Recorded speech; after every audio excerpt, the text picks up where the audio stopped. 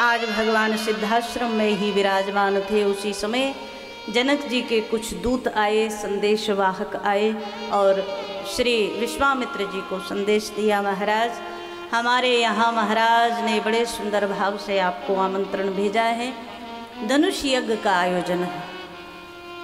विश्वामित्र जी ने इनको वापस कर दिया। बाद में भगवान श्री राम और लक्ष्मण जी को कहा कि आप मेरे साथ चलेंगे जनकपुर में, धनुष यज्ञ का आयोजन है, तो हमें तो जाना है, निमंत्रण आया है, आप भी हमारे साथ जाएंगे। भगवान श्री राम मौन बैठे, कुछ बोले नहीं। गुरुजी ने कहा क्या इच्छा है? राम जी बोले जैसे गुरुजी आपकी इच्छा हो वैसा करो। अब राम जी को लगा कि कहें तो कहें क्या, यदि कहें कि महाराज जाना है हमें भी धनुष यज्ञ देखना है, तो ये तो त्रिकालज्ञ महात्मा है, इनको सब पता है कि आगे क्या होने वाला है। तो राम जी को लगा कि अगर हम कहें कि जाना है तो अभी महाराज जी कहेंगे अच्छा ससुराल जाने की बड़ी जल्दी है। तो राम जी मौन है, ना तो ये कह पा रहे कि जाना है, ना ये कह पा रहे नहीं जाना है। नहीं जाना है अगर कहें तो वहाँ धनुष यज्ञ कैसे पूर्ण हो। भगवान मौन हो गए, गुरुजी जैसी आपकी इच्छा हो वैसा कर लेंगे। और तब विश्वामित्र जी ने दोनों को साथ लिया, बड़ी प्रसन्नता के साथ, आनंद के साथ, हर्ष के साथ जनकपुर की यात्रा प्रारंभ की है भगवान ने। और मानसकार कहते हैं आज जैसे ही भगवान जनकपुर को चले, ये भक्ति की भूमि है, श्री जानकी भक्ति है, श्री जानकी शांति है, करुणा है, कृपा है श्री जानकी। और ये जानकी जी जिस भूमि से प्रकट हुई उस भूमि की यात्रा है। तो भगवान बड़े आनंदित होकर के चले। मानस में दर्शन आया, मध्य में गौतम नारी अहिल्या का उद्धार भगवान ने किया। जब जनकपुर के नगर के बिल्कुल बाहर ही भगवान पहुंच गए विश्वामित्र जी के साथ, बड़ा सुंदर दिव्य दर्शन। यहाँ नगर में प्रवेश नहीं किया विश्वामित्र जी ने, ये त्रिकालज्ञ महात्मा है, आगे की लीला तो इनको भी पता है। मानसकार दर्शन करा रहे हैं। विश्वामित्र जी का भाव है कि जनक जी खुद आकर के भगवान का स्वागत करें तब मैं प्रवेश करूं। तो नगर के बाहर ही एक बगीचे में यहीं रुके हैं। जनक महाराज को सूचना हुई, जनक जी कुछ ब्राह्मणों को लेकर के आए, बड़ा सुंदर स्वागत किया। जिस समय जनक जी आए हैं उस समय अकेले विश्वामित्र जी मिले, राम जी और लक्ष्मण जी थोड़ा इधर उधर चले गए।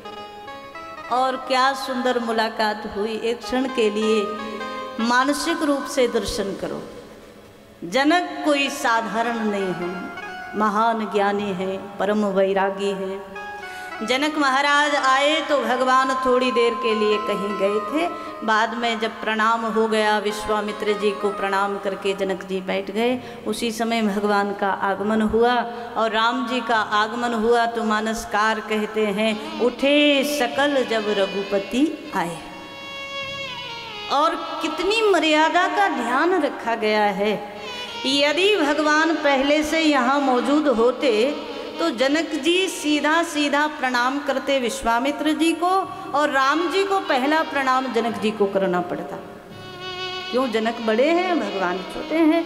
तो लेकिन मानसकार का भाव है कि यहाँ ज्ञानी जनक आ रहे हैं, तो ज्ञानी के द्वारा पहले ब्रह्म को प्रणाम हो जाए तो ज़्यादा आनंद का विषय रहे। लेकिन कैसे कराएं?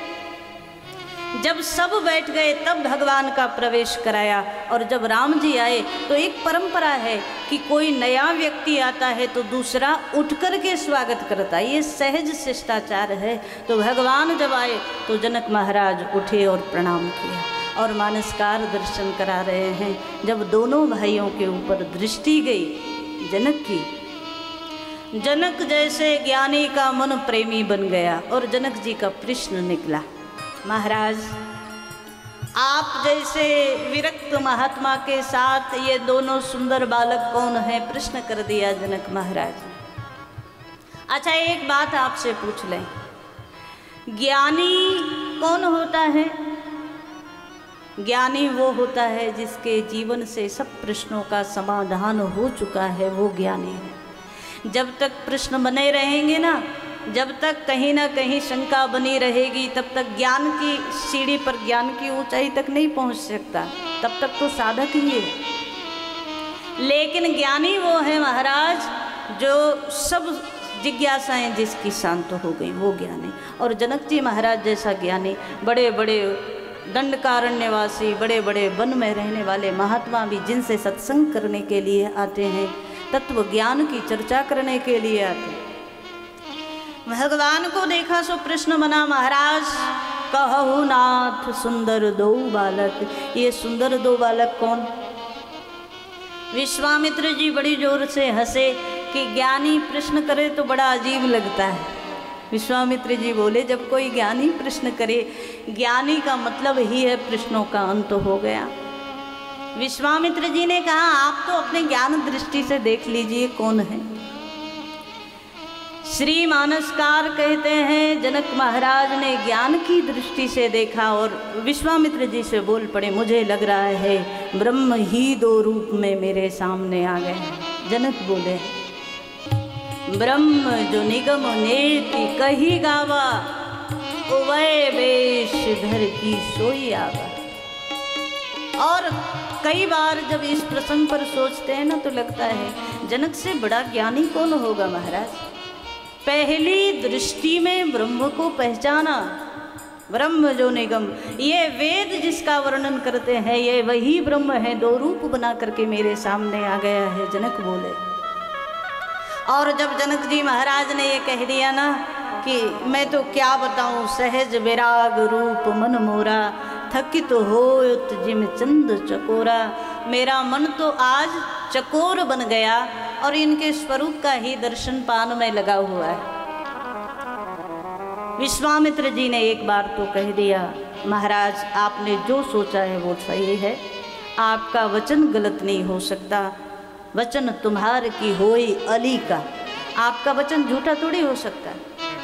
जनक महाराज ने कहा, तो मैं मान लूँ कि ये ब्रह्म है। भगवान सोचे, अच्छा मुसीबत है महाराज, एक और जनक जैसे ज्ञानी बैठे हैं, एक और विश्वामित्र जी जैसे ज्ञानी बैठे हैं, और बीच में भगवान बैठे हैं। और भगवान को लगा कि इधर से जनक जी महाराज ब्रह्म बनाने में लगे हैं, उधर से विश्वामित्र जी जनक जी का कहीं ना कहीं अनुमोदन कर दे रहे, आपकी बात झूठी नहीं। तो भगवान को लगा, लो हमें तो अभी नरलीला करनी है और ये हमें नारायण बनाने पर तुले हैं। तो भगवान धीरे से मुस्कुराए, और भगवान मुस्कुराए तो भगवान की हंसी में ही माया है महाराज। एक बार जो उसकी हंसी को देख ले वो ही फंस जाता है। जनक जी की दृष्टि पड़ी, विश्वामित्र जी की दृष्टि पड़ी, और भगवान की मुस्कुराहट में ही भूल गए। जनक जी बोले, महाराज ये ब्रह्म है। विश्वामित्र जी बोले, कौन ब्रह्म? रघुकुल मणि दशरथ के जाए। अभी अभी जो कह रहे थे कि ये ब्रह्म ही है, आपकी बात सत्य है, वो भगवान की मुस्कुराहट में फंस गए। सब्सक्राइब करें टोटल भक्ति को। अब हमारे वीडियोस को सबसे पहले देखने के लिए बेल आइकन को दबाना ना भूलें।